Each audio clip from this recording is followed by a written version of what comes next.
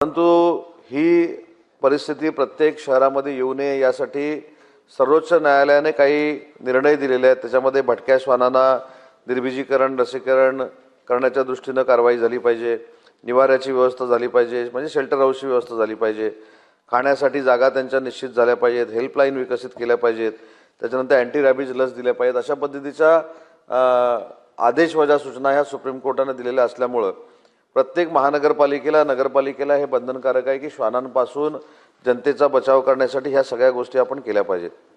सन्मान्य सदस्य अर्जुन भाऊंनी जी महत्त्वाची गोष्ट या ठिकाणी सांगितली की जालना महानगरपालिकेच्या संदर्भामध्ये अर्जुन भाऊ तुम्ही हा प्रश्न विचारलेला आहे, त्याच्यामुळे जालना महानगरपालिकेला निर्देश दिले जातील की जे सुप्रीम कोर्टाने निर्णय दिलेले आहेत त्याचं तंतोतंत पालन हे जालना महानगरपालिकेने केलं पाहिजे।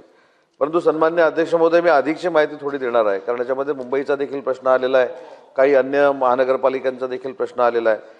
संपूर्ण ज्यावेळी श्वानांची संख्या तपासली गेली ती जवळजवळ 14,80,000 श्वान हे भटके श्वान महाराष्ट्रामध्ये आहेत। विविध 14,80,000 आणि त्यातले 94,000 हे मुंबई शहरामध्ये आहेत। अशा पद्धतीचा आकडा हा सर्वे नंतर लक्षात आलेला आहे। आणि जसं सुप्रीम कोर्टाने सांगितले की एबीसी सेंटर ही आपण सगळीकडे सुरू केली पाहिजे, त्याच्यासाठी महानगरपालिकेने प्रयत्न केला पाहिजे। त्याला आपण प्राणी जन्म नियंत्रण विभाग असं म्हणतो, तर ते देखील विभाग महानगरपालिकेने सुरू करण्याचा निर्णय मुंबई महानगरपालिकेने घेतलेला आहे, त्याच्यानंतर पुणे महानगरपालिकेने घेतला आहे, पिंपरी चिंचवड महानगरपालिकेने घेतला आहे, नाशिकने घेतला आहे, कल्याण डोंबिवलीने घेतला आहे। याच्यामध्ये अजून एक महत्त्वाची गोष्ट प्रभूसाहेबजी आपण सगळ्यांनी समजून घेतली पाहिजे की प्राणीप्रेमी जे आहेत त्यांना आपण दोष देऊन चालणार नाही, परंतु अशा भटक्या कुत्र्यांना त्यांनी देखील काही जागा निर्माण करून ठेवलेल्या आहेत की तिथे त्यांना खाणं दिलं जातं, त्यांना खायला घातलं जातं, म्हणून शेकडो भटके श्वान त्या ठिकाणी येतात। अशा पद्धतीची एक सर्वेमध्ये जे पुढे आलेलं आहे त्याच्यामध्ये ते देखील आहे, आणि म्हणून या देखील प्रिकॉशन आपण घेतल्या पाहिजेत।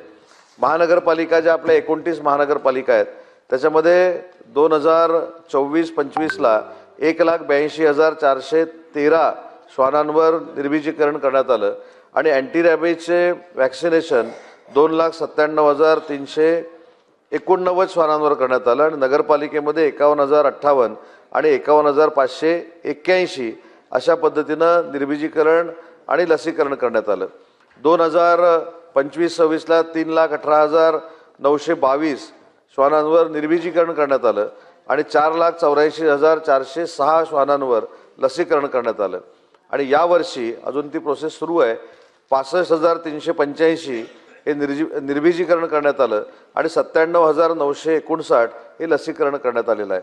आणि म्हणून अध्यक्ष महोदय, मी सभागृहाला आश्वस्त करू इच्छितो की सुप्रीम कोर्टानं नगरपालिका असतील, स्थानिक स्वराज्य संस्था असतील, महानगरपालिका असतील, याला जे श्वानांच्या बाबतीमध्ये निर्देश दिलेले आहेत त्याचं पालन तंतोतंत करण्याचे निर्देश हे सगळ्या यंत्रणेला दिले जातील।